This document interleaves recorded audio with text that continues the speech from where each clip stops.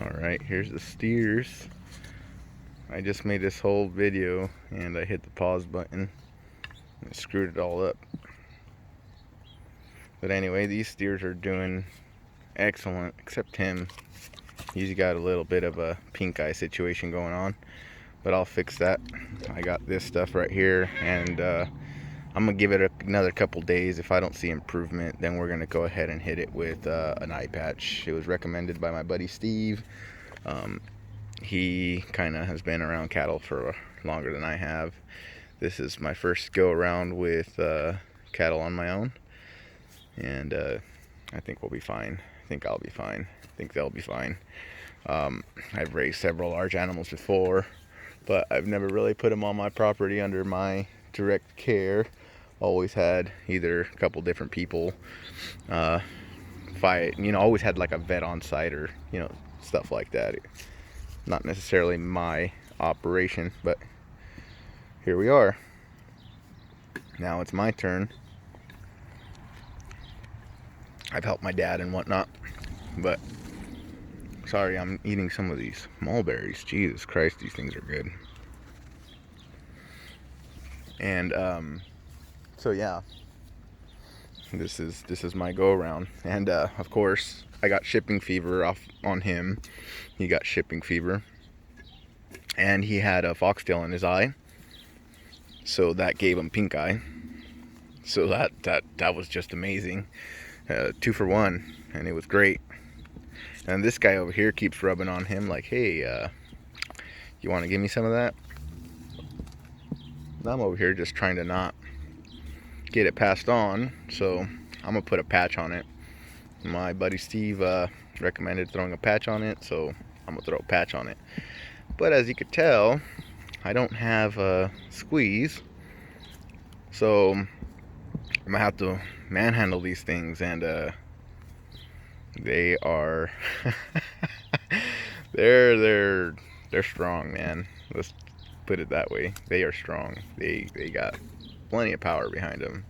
When they first got here, it was pretty easy to manhandle them. I was giving this guy some shots every day. Treat that shipping fever for 4 days. Pneumonia went away. Everything was good, and he was fine. But by the 4th day, I wanted to do 5, but by day 4, he was telling me what to do. That's how strong they are. I'm not a small dude either. I'm a big dude. 265 pounds, 5'11", pretty big dude, pretty stout too, and did not care.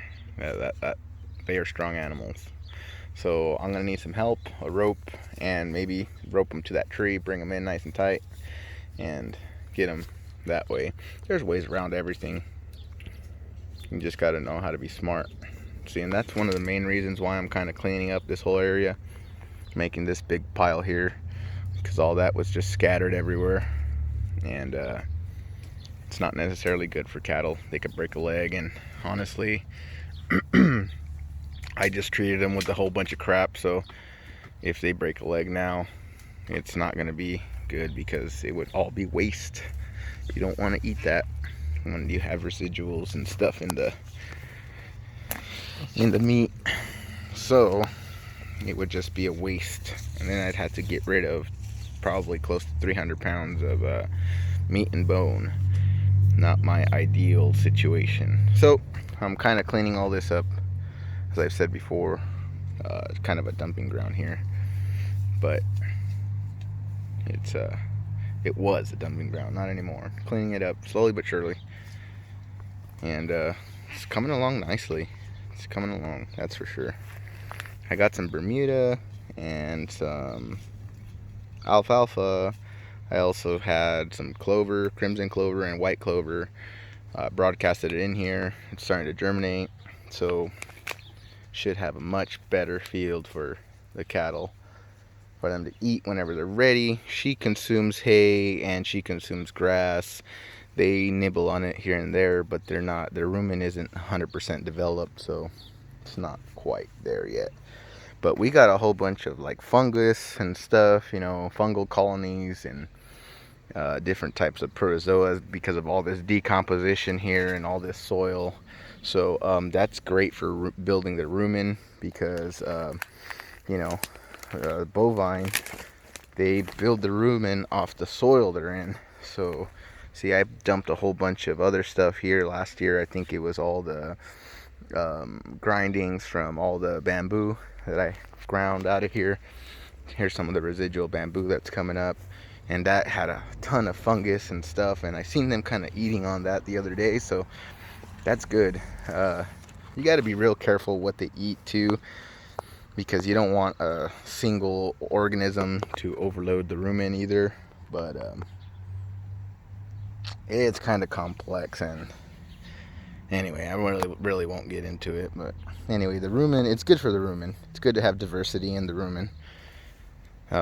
It allows them to convert feed, a lot better. Feed efficiency is key and whatnot. But anyway, there's the cattle here. Probably gonna move them over in about, I don't know, probably another 3 days. Move them over into the big paddock. That way they could go ahead and roam out there, have plenty of area to go. But again, I have a lot of things to kind of get out of the way so they have a little bit more free room. Yeah, so I'm getting there. Doing daily irrigations here, trying to get everything green again, trying to get some forage growing again so I could get my cattle off of hay. Well, not necessarily off of hay, but I'll still be giving them grain and whatnot. But, reduce hay consumption and increase forage consumption. And the increase in forage consumption is because I want, better nutrition for them. Better nutrition is better quality meat. Better quality meat, happier me. But let's hope we get this pink eye resolved without patching it. I really don't want to patch it just because the amount of stress it's going to put on them when I initially do it versus every day just kind of sneaking up on him and spraying his eye out. He's fine with it. He's over it in about 10 seconds versus me grabbing him and putting a rope around his neck and then tying him to a tree and treating him, letting it dry, and do all that stuff. Patch. Again, I don't have a squeeze, so it's not going to be easy or ready to go. The wonders of large animals. They'll kick your ass and they'll hurt you in a hurry.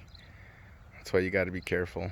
Good thing is a Holstein breed, so they're not very aggressive. That's kind of been bred out of them. They're